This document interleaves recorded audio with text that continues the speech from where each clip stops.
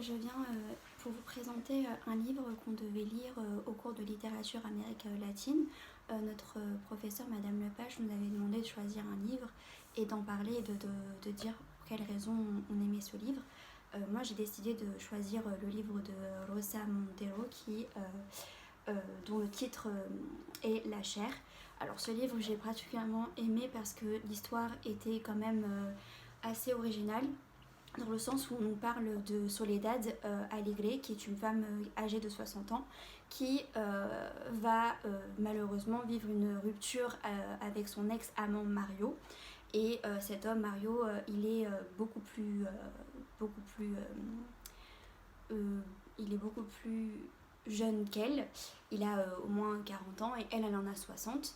Et donc, effectivement, quand cette relation va se terminer, elle sera extrêmement triste. Et pour le jour de son anniversaire et la veille de son anniversaire, elle avait pris des tickets d'entrée pour aller à l'opéra. Et c'est quelque chose qu'ils aimaient particulièrement. En tout cas, la représentation de Tristan et Iseult, c'était quelque chose qu'ils avaient tous les deux apprécié pendant des moments intimes qu'ils avaient entre Mario et Soledad.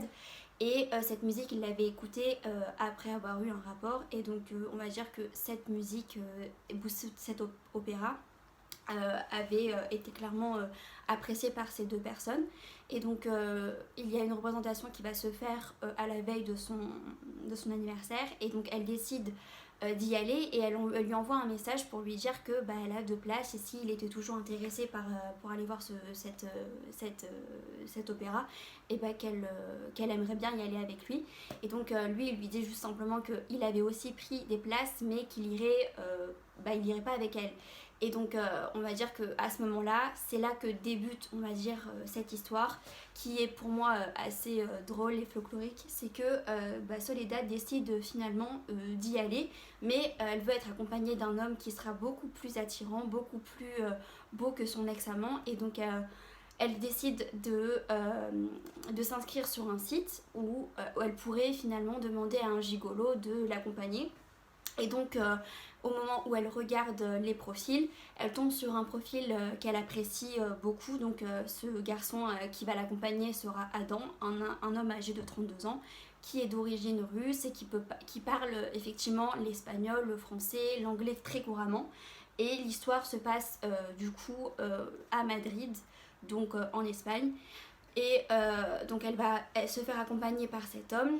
On va dire qu'au début, quand elle se prépare à ça, elle se dit juste simplement, je vais pas quand même dépenser 300 € pour passer la soirée avec lui. Et elle trouve ça fou, mais elle continue quand même de se dire il faudrait quand même le faire, parce qu'elle veut rendre jaloux son ex-amant, et elle se dit c'est la meilleure façon de faire pour que lui puisse voir que elle a pu vivre et accepter la rupture, et qu'elle est au bras d'un homme encore plus attirant que ce que Mario pouvait être.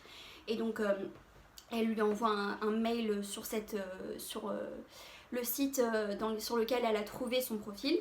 Et elle va passer bien plus de temps que ça avec lui. On apprend en un moment que quand elle est en train de se préparer avant d'aller à la soirée, c'est comme si elle se comportait comme une femme qui avait limite 15 ans, parce qu'elle ressasse le fait de se dire est-ce que c'est une bonne idée, est-ce que je vais vraiment pas ça va pas être catastrophique de faire ça, d'être avec un gigolo et finalement de devoir montrer qu'elle arrive à avancer dans sa vie. Et donc finalement elle y va quand même. Et son état est plutôt drôle, parce que elle s'imagine tellement de choses avant qu'elle puisse rencontrer le fameux garçon Adam. Et au moment où elle devait partir de chez elle, et sa voisine toque à sa porte, et sa voisine qui a un enfant, et elle lui demande si c'était possible de réchauffer le repas de son enfant chez elle, parce que malheureusement elle a dû faire un choix entre payer soit l'électricité ou autre chose, et elle a finalement décidé de payer l'autre chose. Je sais plus c'était quoi, mais en tout cas c'était bien plus important que l'électricité. Et en fait c'est là qu'elle se dit moi je suis en capacité de pouvoir payer tout, Et donc en fait elle se dit mais j'ai quand même dépensé 300 € alors que sa voisine elle ne peut même pas réchauffer le repas de son fils. Et donc ce qui est bien avec ce personnage c'est qu'on ressent en fait toute la douleur et toute le fait qu'elle soit ambivalente. Enfin, elle peut être très égoïste comme elle peut être parfois elle peut avoir un très grand cœur. Et moi j'aime beaucoup ce personnage. Pourtant je me suis jamais autant attachée à un personnage aussi âgé. Et je trouve que Rosa Montero elle le fait très bien. Et Soledad, elle n'a pas que. Enfin, l'histoire se résume pas forcément à que la relation entre Adam et Soledad, mais l'histoire aussi de sa vie. On comprend un peu comment elle agit vis-à-vis des gens. C'est une femme qui n'a jamais eu envie d'avoir des enfants, qu'elle a une sœur jumelle et que sa sœur jumelle malheureusement pour des raisons de génétique où elle se retrouve à vivre dans une psychiatrie, enfin, dans un hôpital psychiatrique, tandis que elle c'est la seule sœur qui a pu finalement vivre une vie normale. Et elle a toujours essayé de tout faire pour paraître normale parce qu'elle voulait pas du tout devenir comme sa sœur, que sa mère et son père les avaient très vite abandonnés. Quand ils étaient jeunes, elle était dans un manège avec sa sœur et son père les a finalement abandonnés quand elles avaient 5 ans dans un manège pendant qu'elles étaient en train de jouer. Et sa mère, elle était pas non plus là pour elle. Elle n'était pas capable de bien se comporter avec ses filles ou en tout cas de leur donner de l'amour. C'est pour ça que dans ce livre on nous parle aussi de la relation qu'elle a eue avec les hommes et le fait qu'elle, pour être heureuse, il faut qu'elle ait cette passion, qu'elle ressente ça, que ça soit magique.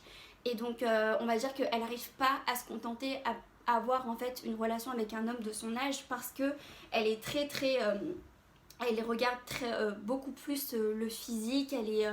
On va dire qu'elle est un peu superficielle sur les bords. Elle aime beaucoup les hommes très beaux et très charismatiques. Ceux qui ont leur âge l'intéressent absolument pas.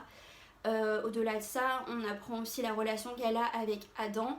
Et on va dire que Adam, Adam, il est un personnage aussi hyper important.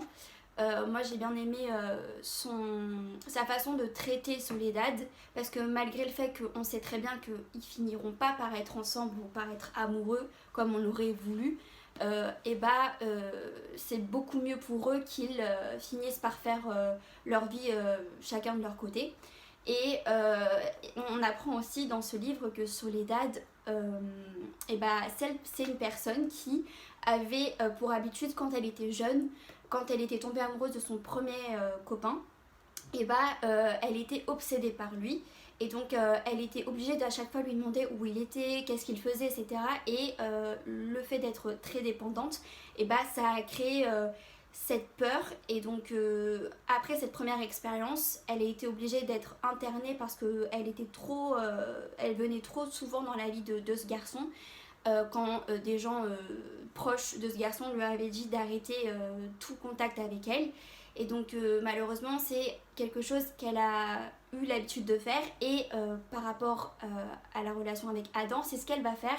On va apprendre à la fin que c'est elle qui était en train de l'espionner, qu'elle regardait ses moindres faits et gestes. Et que donc quand elle a su que Adam avait été tombé avec une autre femme dans le logement où lequel il vivait, et ça la rend un peu folle dans le sens où elle se dit bon ok, elle sait qu'elle était qu'une cliente, mais voilà, elle espérait quand même que Adam puisse tomber amoureux d'elle. Et même si Adam lui dit que elle l'a beaucoup aimé et que Soledad a été d'une grande aide pour lui, parce que oui, financièrement c'est pas un garçon qui peut s'assumer entièrement à 32 ans puisque lui il est étranger, il habite en Espagne mais il vient de Russie, qu'il a eu une vie aussi extrêmement difficile parce que son frère malheureusement lui a été adopté, tandis que lui il est resté pendant longtemps à l'orphelinat et puis personne n'a voulu vraiment de lui dans sa vie, donc il a vraiment manqué d'amour.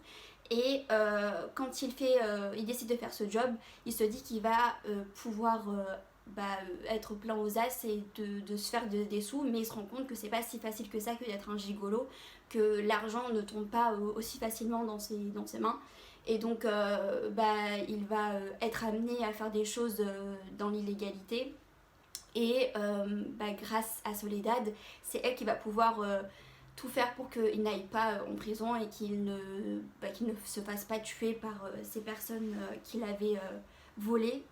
Et donc moi je trouve que c'est un livre qui est hyper intéressant, au-delà du fait qu'elle parle qu'on parle de l'histoire de Soledad. À un moment dans le livre, on nous parle de Rosa Montero, et donc Rosa Montero est un personnage dans l'histoire. Elle se présente comme étant journaliste, et dans la vraie vie c'est vraiment une journaliste et une romancière. Et j'ai bien aimé le fait qu'elle apporte sa propre personne dans l'histoire. J'ai pas eu l'habitude de lire ce genre d'histoire, donc pour moi c'était vraiment super intéressant.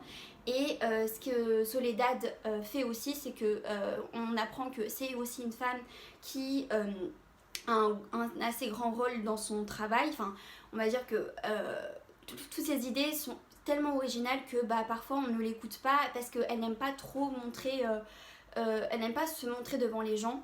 Elle est plutôt de manière en général elle aime être seule, et c'est une femme seule parce que effectivement le nom qu'elle porte, Soledad, ça donne vraiment la définition propre de ce qu'elle est. Et son nom de famille c'est l'inverse, c'est Alegre. Donc on se dit bon, c'est plutôt drôle que la romancière ait choisi d'utiliser ces deux termes, et que la sœur de Soledad, elle s'appelle Dolores. Donc c'est plutôt amusant, et elle nous explique que finalement que ces deux personnages portent extrêmement bien leur prénom. Et c'est ce que j'ai apprécié aussi. Et ce que j'ai aussi aimé, c'est que Rosa Montero, par rapport au fait qu'elle parle du travail de Soledad, et Soledad, elle est amenée à créer un projet. Et dans ce projet, elle doit parler des auteurs maudits. Et ce qui est trop bien, c'est que dans ce livre, on nous explique réellement la vie de certains auteurs qui ont vraiment existé et qui ont vraiment eu des vies, mais où on se dit c'est pas possible que ça puisse arriver. J'ai pas en tête tous les noms, mais enfin je les ai pas retenus, mais franchement je trouve que c'est super cool de pouvoir mettre dans ce, enfin de mettre d'incorporer en fait ces détails dans le livre et dans l'histoire. Et donc pour moi franchement c'est un livre qui vaut la peine d'être lu. Parce que Rosa Montero, elle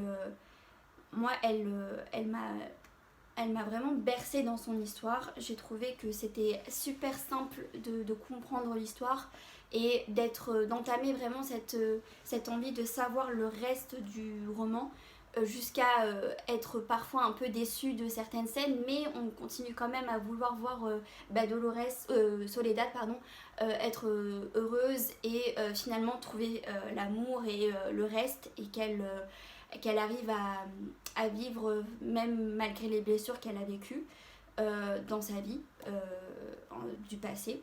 Et je pense que c'est vraiment un livre idéal à lire, dans le sens où sa façon d'écrire aussi, elle est trop bien, elle est vraiment simple à comprendre, et ça se lit vraiment en une journée. Personnellement, moi je l'ai lu toute une soirée, et je l'ai fini. Donc vraiment c'est un livre à lire, et au-delà de ça, je trouve que parler d'une femme de 60 ans et d'une relation avec un homme de 32 ans, c'est pas quelque chose qu'on entend partout, parce que les femmes en général, les femmes âgées qui sont avec des hommes plus jeunes, c'est littéralement la définition d'être une cougar. Et de là on a l'impression que c'est vachement plus propre, plus lisse, et que ça rend moins bizarre dans le livre que dans la vraie vie, je pense, parce que c'est plutôt les hommes, on les voit comme étant on les voit comme étant des êtres qui vont s'intéresser à des femmes beaucoup plus jeunes, et ça va pas nous perturber. Par contre, quand c'est une femme, c'est pas normal, alors que la romancière, elle le montre d'une façon qui ne gêne pas du tout le lecteur. Justement, on voudrait que ces deux personnages en fait finissent ensemble, même si c'est pas le cas.